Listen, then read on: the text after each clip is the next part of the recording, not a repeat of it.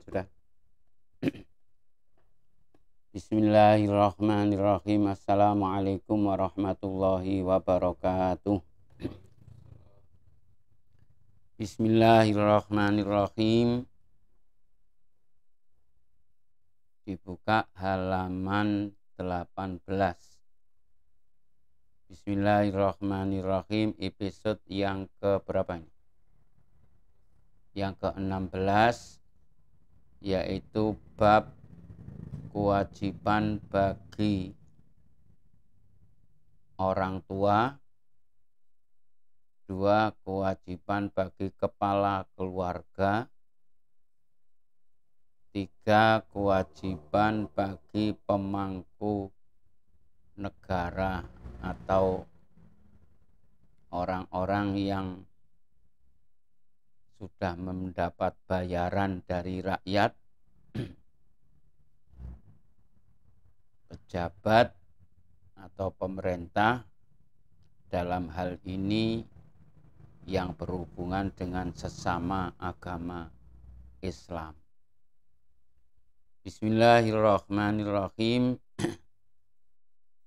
Intinya bagi seorang yang mempunyai anak, baik anaknya itu laki atau perempuan, karena anak ini adalah pemberian kenikmatan, kesenangan dari Allah Subhanahu wa Ta'ala, maka bagi orang tua harus mendidik anaknya agar anaknya menjadi anak yang soleh, agar anaknya menjadi anak yang baron lil walidain. Harus anak ini beserta orang tuanya benar-benar nanti masuk surga Allah Subhanahu wa Ta'ala. Alhamdulillahirabbil alamin.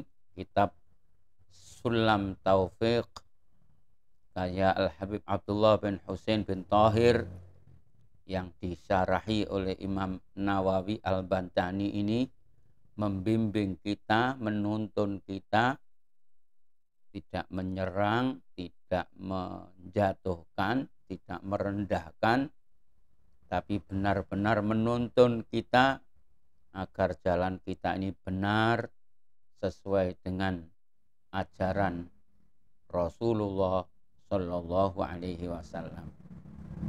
Marilah kita baca bersama-sama. Bismillahirrahmanirrahim. Monggo. Faslun yajibu ala waliyis sobiyyi wassobiyati al mumayyizaini ayya'murahuma bisolati wa yu'allimahuma ahkamaha ba'da sab'i sinina wa yadribahuma ala tarkiha ba'da asri sinina kasaumin atau qahu wa yajibu alaihi aidan ta'limuhuma ma yajibu alaihima wa ma yahrumu. Bismillahirrahmanirrahim. Yajibu ala waliyis sobiyyi wassobiyati, wajib bagi orang tua anak kecil, baik anaknya itu laki atau perempuan. Kalau anak ini sudah menjelang baligh atau disebut di situ yaitu tamyiz al-mumayyizaini, anaknya ini sudah sempurna, mempunyai pandangan, mempunyai penglihatan, mempunyai akal, ya, mempunyai sifat-sifat yang sudah sempurna. Bismillahirrahmanirrahim. Jadi anak itu wajib bagi orang tua. Apa kewajibannya? Di situ saya tulis ada 4 ya. Jadi kewajiban bagi orang tua yang mempunyai anak, baik anak itu laki atau anak itu perempuan. Kewajiban yang pertama ayya'murahuma bis-sholati. Wajib pertama merintah anak yang sudah tamyiz harus diperintah mengerjakan sholat. Jadi ini pendidikan buat kita. Kita punya anak ini tidak harus seperti orang tua latihan khusyuk, melek malam, ya itu terlalu ya. Anak itu masih hidup di dunia anak. Maka yang pertama kewajiban orang tua adalah anak itu dibiasakan ya, diperintah untuk mengerjakan perintah-perintah Allah, terutama adalah sholat. Karena sholat ini adalah ajaran Islam yang paling peringkat pertama setelah syahadat. Maka kewajiban pertama harus mengenalkan masalah sholat. Bagaimana merintah anak itu? Merintah anak itu ya tentunya dengan contoh. Jadi kalau bapaknya, ibunya itu sholat, insya Allah dengan sendirinya anak itu ada di belakang panjenengan mesti ikut sholat.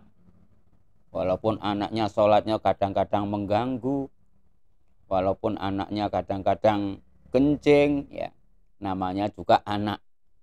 Maka kita harus punya jiwa rahmah kepada anak, sayang kepada anak. Apa wujudnya sayang itu? Ialah satu, mengenalkan perintah sholat. Jadi nanti kalau kebetulan anaknya itu tidak sholat, ya sesekali diajak, kamu tadi belum sholat, ayo sekarang sholat. Nah sholat apa ya? Ya sholat qadha, karena kamu tadi belum sholat, maka sekarang sholat. Itu diajarkan kepada anak. Ini namanya qadha.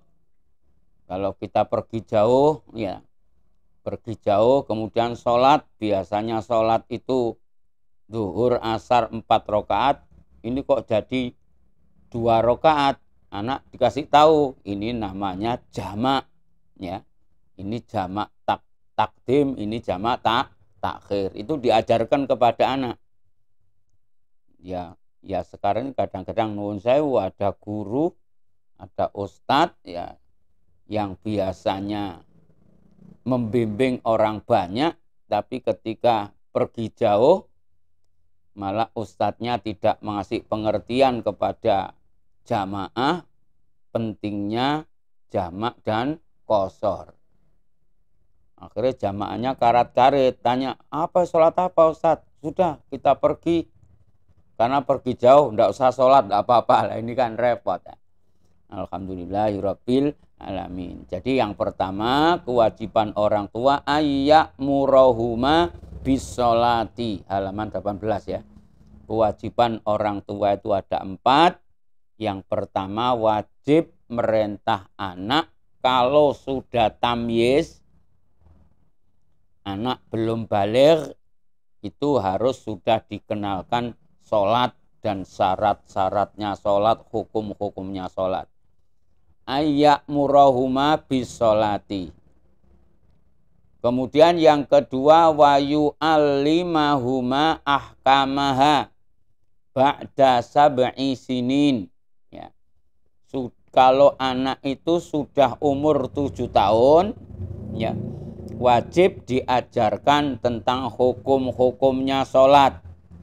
Kalau zuhur, asar, maghrib, isya, subuh itu namanya fardu. Anak harus kasih tahu. Maka yang paling tepat itu ya ngaji begini, ya duduk dengan ulama, duduk dengan orang soleh, biar telinganya dengar. Kalau bapaknya nggak ngerti agama, maka diajari hukum-hukumnya sholat. Kalau sholat duha itu tidak wajib, ya. Tapi kalau diamalkan, ya minimal 2 rakaat. Kalau kamu waktunya panjang, boleh sampai 8 rakaat, ya, lebih sempurna. Tapi itu tidak wajib. Hikmahnya apa? Kalau orang ahli sholat duha, itu nanti satu, semangat bekerja, semangat usaha. Karena waktu duha itu waktu yang Allah bagi ampau, Allah bagi rezeki, ya. Maka kita minta janji Allah di situ. Maka banyak sekali orang-orang yang istiqomah sholat duha, ya, karena sholat duha itu istiqomah, pasti nanti ketemunya dengan rezeki Allah waktu duha. Banyak sekali orang-orang kaya, orang-orang sukses itu gara-gara melakukan sholat duha. Karena apa? Memang waktu duha ini waktunya malaikat mencari. Jadi kadang-kadang Allah tuh mengutus malaikat, cari itu sekarang ini orang-orang yang baik. Tanda-tandanya orang baik itu waktu duha. Saya punya kenalan di Sukoharjo Grogol ini, ya. Dia masih mulai kecil ahli tirakat. Di antaranya tirakatnya sering sholat duha. Kerjanya di pasar, ngangkati apa? Ya bongsone berambang, jeruk, bahkan tukang angkat-angkat. Tapi dia begitu masuk duha berhenti mengambil air wudhu, sholat duha. Ya Allah, kalau rezeki saya di langit turunkan. Ya Allah, kalau rezeki saya dari bumi keluarkan. Ya Allah, kalau rezeki saya masih jauh tolong didekatkan. Ya Allah, kalau rezeki saya itu sulit tolong dimudahkan. Allah yang dimintai, Allah yang mengatur bumi, Allah yang memberikan rezeki. Menanam keyakinan seperti ini yang luar biasa. Akhirnya apa? Ada pendatang dari luar Jawa. Sholat duha juga di situ. Rampung sholat duha, anak itu ditanya, kamu kerjanya apa? Tukang panggul. Bahkan tukang angkat-angkat. Umurmu berapa? Umur saya 21 tahun. Kau umur 21 sudah sering manggul-manggul ini, pantas badanmu kuat. Terus berapa gajimu satu hari? Ya satu hari kadang-kadang sekian. Kadang-kadang kalau rame sekian. Orang luar Jawa tadi itu memanggil, kamu ketemu saya di hotel. Ini hotel saya. Mulai sekarang, ya, kau saya kasih modal sekian puluh juta, ya. Pokok saya belikan ini, gitu. Catatan yang rapi, ya. Belajar mencatat yang rapi. Kau mengambil untung di situ, gitu. Untungmu jangan banyak-banyak, tapi yang penting untungmu ini berlanjut dan barokah. Akhirnya apa? Orang itu tadi setiap 1 minggu ngirim barang itu sekitar 1 truk ke luar Jawa. Atau 1 kontainer setiap minggu. Bayangkan ya. Bermula dari sholat duha. Jadi ini juga kewajiban. Sekali lagi orang tua harus memberi contoh kepada anak agar 1 mengerjakan sholat, 2 mengajarkan hukum-hukumnya sholat. Kapan itu? Bismillahirrahmanirrahim. Mulai mengajarkan sholat itu, mengenalkan sholat, hukum-hukumnya sholat sejak ba'da sab'i sinin. Setelah anak itu umur 7 tahun.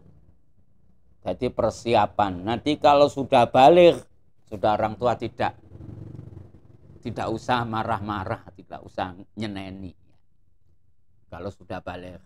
Kemudian wa ayyadribahuma, yang ketiga. Wa yadribahuma ala tarkiha. Harus orang tua tadi memukul anaknya ketika sudah berumur 10 tahun. Sudah umur 10 tahun. Sudah diajarkan caranya sholat, hukumnya sholat, sudah ngerti sholat. Umur 10 tahun kok meninggalkan sholat. Ya. Jadi hukum itu tertib. Maka ya kalau anak-anak kita sendiri tidak boleh kita siksa. Ini tidak sholat, ini masukkan sumur, jangan. Ini tidak sholat, ini cencang pakai tambang, dimasukkan ke sumur, tidak boleh. Jadi bagaimana? Dipukul. Tapi di sini terangkan dorban ghairu mubarrihin. Jadi pukulan hanya pukulan untuk pelajaran, ya. Atau takut-takuti, atau pakai lidi. Kamu kalau tidak sholat, nanti kau tidak tak kasih uang, pukuli gitu ya. Bukan dipukuli pakai ini, ya, mampus anak itu. Masa anak tidak sholat sekali malah dipukuli, diajar, diinjak kepalanya, itu ya bukan orang baik itu. Jadi mengingatkan anak itu bukan dengan nafsu. Mengingatkan mempelajari murid santri itu bukan pakai nafsu. Kadang-kadang orang yang keterlaluan itu sambil ngajar santrinya atau ngajar anaknya sambil muarah, sambil melotot itu, anaknya diwantemi, santrinya diwaploki, itu tidak betul. Itu bukan begitu ajaran Islam. Kalau kita memang jiwanya mendidik, didikan itu ya dipukul, tapi pukul yang tidak membahayakan, tidak sampai merusak tulang, tidak sampai ada bekas. Ya.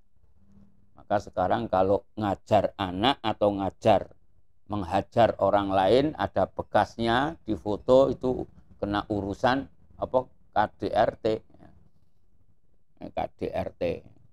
Bismillahirrahmanirrahim. Sekali lagi, jadi kewajiban orang tua yang pertama memerintah anak agar sholat, mengajarkan hukum-hukumnya, cara-caranya sholat. Kemudian yang ketiga yaitu ngajari itu mulai umur 7 tahun sampai umur 10 tahun. Kalau umur 10 tahun kok anak tidak sholat, maka harus dikasih pelajaran.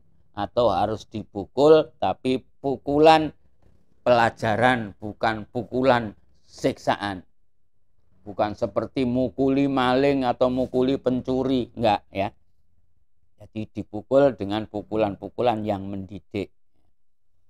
Bismillahirrahmanirrahim. Wa yadribahuma ala tarkiha ba'da asri sinin. Ya, kalau sudah umur 10 tahun anak kok tidak sholat, harus anak itu dipukul. Kalau sampai sudah balik tidak sholat, kalau orang tua sudah mengajarkan, bukan tanggung jawab orang tua. Antara dia dengan Allah Subhanahu wa ta'ala. Maka urusan aslinya, urusan nikah, urusan masa depan, ya, urusan lain-lainnya, kalau anak ini sudah balik, tanggung jawab anak itu sendiri. Ya. Tidak boleh membebani orang tua, ya. Tapi sebagai orang tua yang baik, ya kalau orang tuanya bisa mempunyai rezeki yang sempurna, ya tidak ada salahnya anak itu dibangunkan rumah, gitu. Anak itu dimuliakan, apalagi anaknya cuma 1, cuma 2. Tapi itu selebihnya sebenarnya berlebihan. Ada orang anaknya tuh dimuliakan, bangunkan rumah, bangun ini, tapi dia sendiri dengan masyarakat tidak pernah nyambung, tidak pernah ngurus masalah, tidak pernah tanya tentang zakatnya. Itu juga bahaya buat pendidikan anak. Insya Allah, Allahumma amin. Wa yajibu alaihi kasaumin ataqahu Wa yajibu alaihi aidon ta'limuhuma ma yajibu alaihima wa ma yahrumu.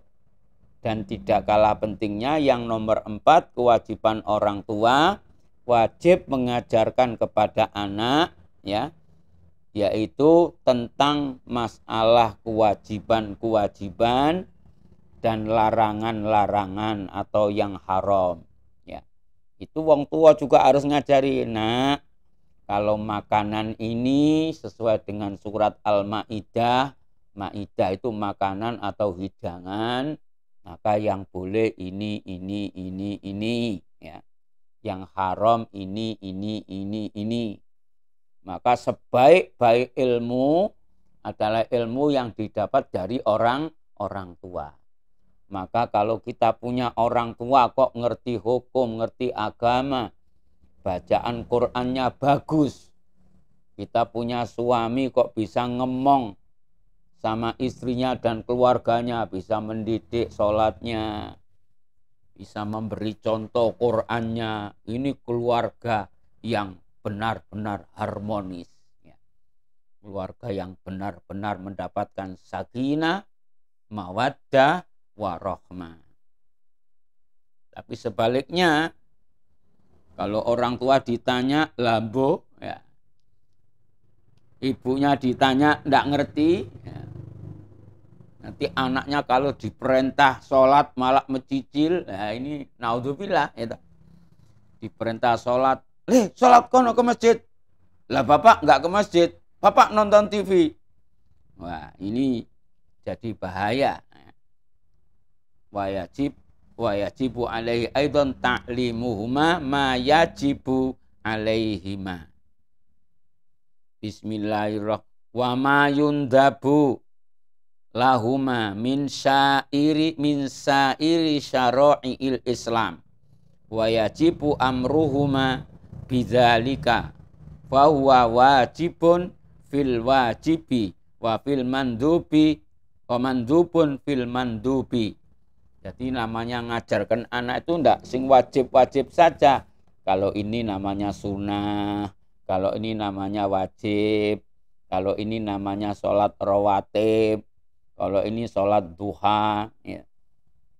Kalau sholat di dalam waktu yang tidak ada di waktu itu keutamaan, seperti bukan waktu duha, bukan waktu qobliyah ba'diyah, bukan waktu tahajud, tapi dia kepingin sholat, umpamanya kepingin doa, ya, mau mendapat dagangan atau mau dapat pekerjaan, ya, kemudian berangkat itu mengambil air wudhu, terus waktunya tanggung, siang atau malam atau sudah selesai sholat sunnah, akhirnya ambil air wudhu, sholat 2 rakaat. Sholat apa itu? Namanya sholat sunat mutlak. Pokoknya usolli rakaataini lillahi ta'ala, sunatan lillahi ta'ala. Pokok saya niat sholat 2 rakaat. Setelah sholat 2 rakaat doa. Wah, ini ajib. Allahumma amin. Bon, ya. Itu namanya tambahan-tambahan.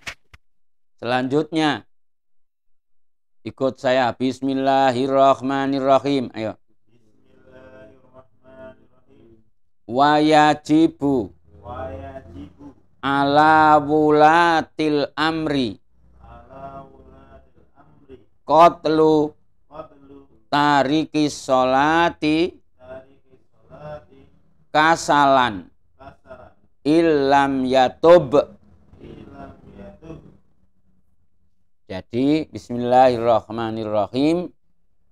Yang kedua, tapi sebelum yang kedua tadi saya yang ketiga, sebelum yang ketiga yang kedua, ya.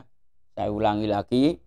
Tadi orang tua. Sekarang kalau orang dituakan atau orang yang paling tua di keluarga, ya. Jadi orang yang, atau mungkin kalau sekarang ya sesepuh, tokoh masyarakat, gitu. Kalau tokoh masyarakat itu kan punya keluarga. Maksudnya keluarga itu baik anaknya atau cucunya atau tetangganya atau santri-santri yang belajar kepadanya, ya, itu juga seperti kewajiban orang tua kepada anak. Jadi kalau jadi tokoh masyarakat yang namanya ditokohkan, dituakan itu ya harus bertanggung jawab. Kalau tokoh masyarakat istilah urusan kampung itu kan beda, ya. Tapi kalau urusan agama, ya, ini bagi orang tokoh ya wajib memberi contoh yang benar. Jadi kalau ditanya, Pak, bagaimana caranya saya melakukan sholat duha? Harus diajari begini, begini, begini. Pak, bagaimana sholat saya supaya benar? Oh, ada syaratnya sekian, ada rukunnya sekian. Jangan dibolak-balik. Ada orang datang, Pak, saya mau sholat, belajar membedakan sholat duhur, sholat asar, sholat maghrib, sholat isya, sholat subuh, caranya bagaimana? Malah ustadznya ngamuk. Sholat itu yang penting menghadap ke barat. Tidak perlu pakai usolli, tidak perlu pakai takbir, tidak perlu pakai doa-doa terlalu panjang. Ini bukan ngajari namanya ngilok. Jadi ini kadang-kadang kita ini salah dalam mengambil guru. Maka istilahnya orang-orang ahli thariqah, hati-hati kalau mencari guru, ya, hati-hati. Jangan semua orang yang batuknya hitam mesti dijadikan guru. Jadi mau balik saya nggak apa-apa, tapi tidak boleh dijadikan guru. Karena irsyadu ustadzin wa tuli zamani itu nanti ada persyaratan, harus pakai bai'at, ya. Harus pakai talaqi, harus pakai duduk dengan guru itu untuk membimbing roh kita. Alhamdulillahirabbil alamin. Wa'mur ahlaka bis sholati wastabir 'alaiha. Nahnu narzukuk wal aqibatu littaqwa, kata Allah Subhanahu wa taala, ya. Wa'mur ahlaka bis sholati wastabir 'alaiha. Kamu itu kalau punya keluarga, ya, baik keluarga urusan dengan keluarga pribadi atau keluarga sesama muslim, ya, atau kamu jadi tokoh, perintah keluargamu itu sholat. Jadi kalau kemarin dikatakan kalau kau waktunya sholat, mestinya jadwalnya sholat, tapi orang kok asik ngobrol, kok orang asik melakukan maksiat, kok harus pergi dari tempat itu. Karena apa? Itu tempat yang menjadi incaran malaikat yang akan dijatuhi azab oleh Allah Subhanahu wa taala. Maka kau harus keluar dari situ. Maka wa'mur ahlaka bis sholati wastabir 'alaiha, sabar. Kalian ngajak sholat itu harus dengan sabar. Wastabir, sabarnya harus benar-benar sabar. Harus memberi contoh, harus dengan lemah lembut, harus amar ma'ruf, harus nahi mungkar. Wastabir 'alaiha. Lek masalah rezeki, ya, nahnu narzuquk, kata Allah. Nek urusan rezeki bagianku, itu bagianmu. Yang penting ajarkan sholat anakmu, ya. Yang penting diajari sholat keluargamu, sholatnya benar, doanya benar, caranya benar. Masalah rezeki aku sing ngedum. Aja kowe ngatur-ngatur dhewe. Ya, kadang-kadang orang itu khawatir duitnya dipek wong, gitu. Masih hidup aja sudah mau ngatur Allah. Pokok nanti sawah saya 3 ini yang satu bagiannya kae. Engko aku mati ben anakku ra gelut. Itu mendahului Allah. Ulas mati urusannya kue nanti kembali lagi itu harta itu kepada Allah Subhanahu wa taala. Hakmu berapa? Kau ndak punya hak, nanti bagian anakmu berapa, keluargamu berapa, itu urusannya Gusti Allah. Kembali. Mulane napa nulek kita ngaji tiba itu al baisil warisil manihis salib. Jadi yang membangkitkan, yang ngadum warisan itu Allah, bukan manusia. Jadi kalau tatanan manusia ini ruwet. Dulu ada orang pernah tanya bab zakat. Zakat itu berapa Pak Baidowi? Zakat itu kalau 1 juta, zakatnya itu 25.000. Kalau 10 juta, berapa? 250.000. Kalau 100 juta, 2.500.000. Kalau orang punya uang 1 miliar, 25 juta.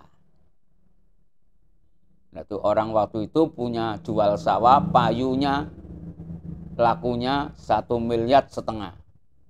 Berarti kewajiban zakat 25 juta dengan berapa? 25 juta dengan 12,5. Berarti 37 juta 37.500. Itu orangnya itu setelah saya kasih jawaban itu lenger-lenger, gitu. Kok banyak zakatnya ya? Kalau dulu waktu masih punya uang 1 juta 25.000, kalau sudah punya 100 juta 2,5 juta, kalau 1 miliar 25 juta, kok banyak sekali zakatnya. Malah banyak orang enggak. Akhirnya apa? Nun sewu ya, sampai dia meninggal ya enggak pernah ngirimi zakat juga, enggak pernah ngasih zakat. Memang dia takut mengeluarkan zakat, eman-eman mengeluarkan zakat. Ini kalau orang ini mengeluarkan zakat ini eman, itu zakat itu harus dikeluarkan. Zakat itu artinya kotoran yang menempel di hartamu itu biar keluar. Nah, kalau orang sampai zakat ini tidak dikeluarkan, itulah yang mendapat hukum namanya bakhil.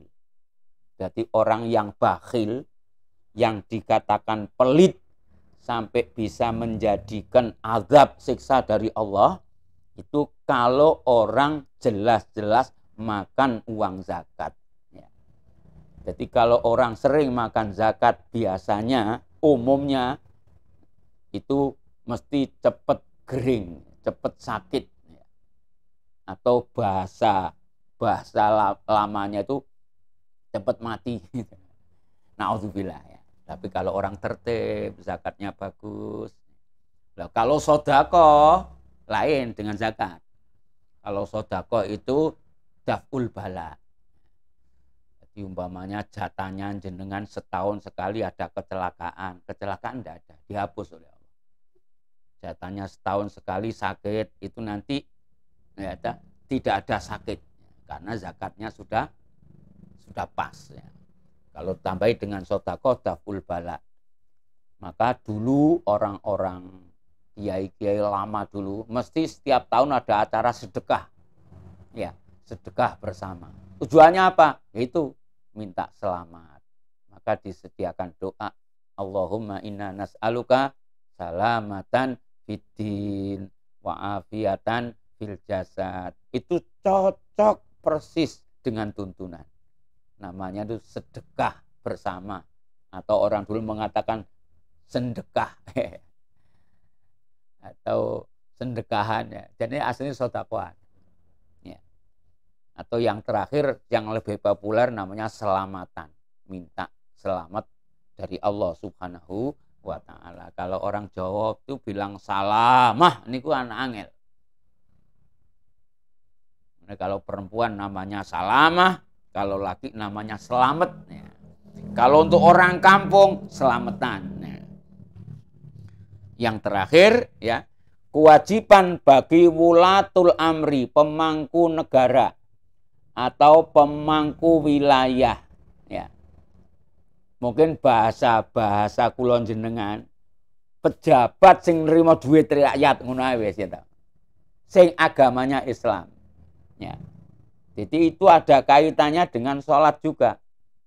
Kalau pemangku negara, ya, agamanya Islam, dan di negara itu, di kampung itu, di desa itu memang kau dibayar untuk mensejahterakan wilayahmu itu, maka kau juga wajib melakukan perintah Allah, mewajibkan semua bawaan-bawaanmu untuk sholat seperti tadi. Sholat, zakat, puasa ini harus ditegakkan. Wajib, harus menyampaikan juga. Walaupun menyampaikannya para tokoh ini tidak pakai dalil. Walaupun berbentuk anjuran atau berbentuk surat. Tapi kalau selama menjabat tidak pernah nyinggung agama, ya, ini bahaya. Maka sekarang alhamdulillah di kantor-kantor itu banyak disediakan musola, diadakan bimbingan majelis taklim. Ya.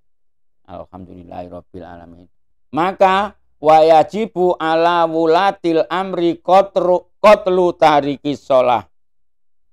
Bagi pejabat pemerintah yang muslim, kalau melihat anak buah atau muslim yang lain tidak mengerjakan sholat, ini ada kewajiban apa? Harus mengancam, ya, orang yang tariku sholah ini harus diancam dibunuh. Ya. Diancam. Jadi pertama dipanggil, kedua dikasih peringatan, ya. Yang ketiga diancam, kalau kau nanti tidak sholat, ya, kau ini akan tanggal sekian akan dibunuh.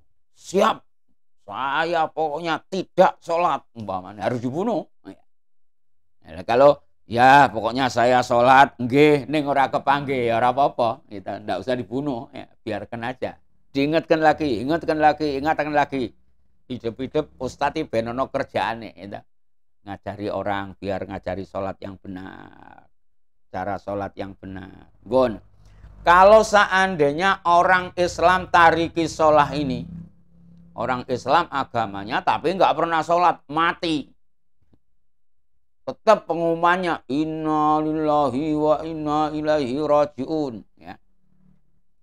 Telah pulang ke rahmatullah dengan tenang, fulan.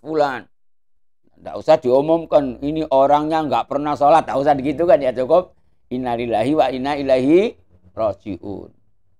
Bagaimana kalau sudah mati atau orang Islam mati tapi bunuh diri? Ini repot ini, ya. Bagaimana? Orang Islam tapi matinya bunuh diri. Atau orang Islam mati dalam keadaan tidak pernah sholat.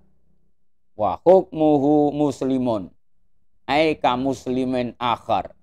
Jadi hukumnya orang yang meninggalkan sholat atau orang yang mati bunuh diri ini tetap secara hukum, ya, aturan manusia seperti orang Islam. Ya tetap harus dimandii, lain dengan orang murtad. Orang murtad kemarin memang keluar dari Islam. Ya, kalau orang murtad ini berat, rupanya Islam tapi akidahnya atau pemikirannya murtad. Kalau murtad itu hukumnya beda. Ya, kalau kemarin itu tidak usah dimandikan, tidak usah dikafani, tidak usah didoai, tidak usah disolati, lah piye? Sakarepmu, ya mungkin lek cara dilanjutkan dibuat ning laut ya kena, ya pendem ya kena, diobong ya kena. Kalau orang murtad. Tapi kalau orang muslim tapi tarikus sholah, enggak. Kalau mati tetap hukumnya Islam. Artinya apa? Wa yajibu ala kulli muslimin amru ahlihi biha wa qahruhum wa ta'limuhum arkanaha. Wa hukmuhu muslimun. Tetap hukumnya mustifayajibu dafnuhu fi maqabiril muslimin. Maka tetap wajib dikubur di kuburan orang-orang sesama Islam. Ya. Li'annahu minhum, karena apa? Walaupun dia tidak sholat, tapi tetap dia termasuk orang Islam. Wa yurfa'u qabru biqadri shibrin. Maka kuburannya juga harus ditinggikan, maksudnya ngeduknya harus dalam. Jangan sampai dikuburnya seperti ngubur ayam. Ya. Untuk 2 hari malah makan anjing, ya jangan ya. Terus wajibu aidan ghusluhu wa takfinuhu wassalatu alaihi. Wajib juga dimandikan, dikafani, didoai atau disolati. Sebab qala Rasulullah sallallahu alaihi wasallam, "Shallu khalfa kulli barin wa fajirin."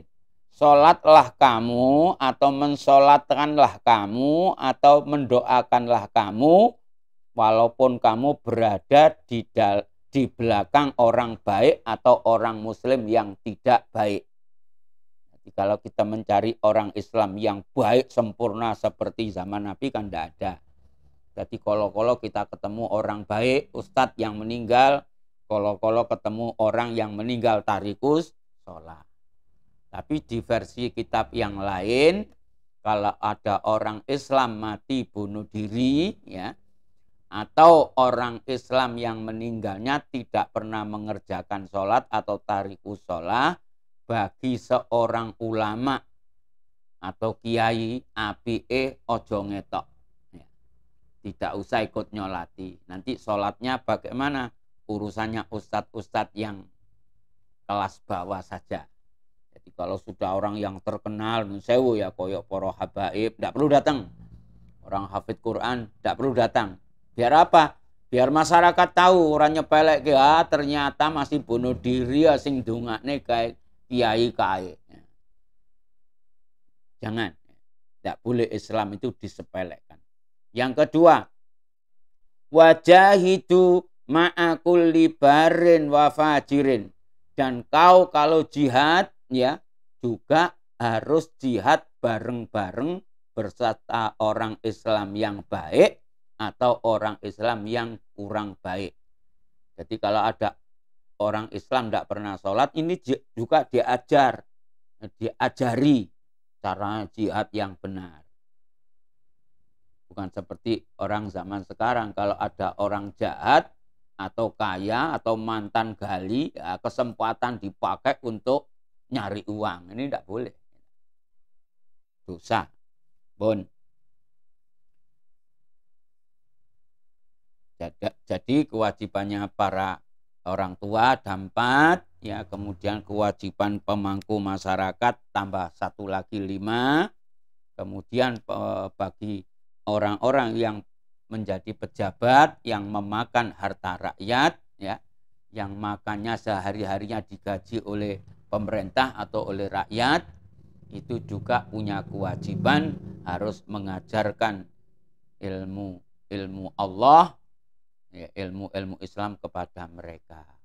Ya, tentunya kalau pejabat ini yang punya uang, mestinya harus mendatangkan guru, ya, mendatangkan seorang ulama, harus memikirkan mereka semuanya.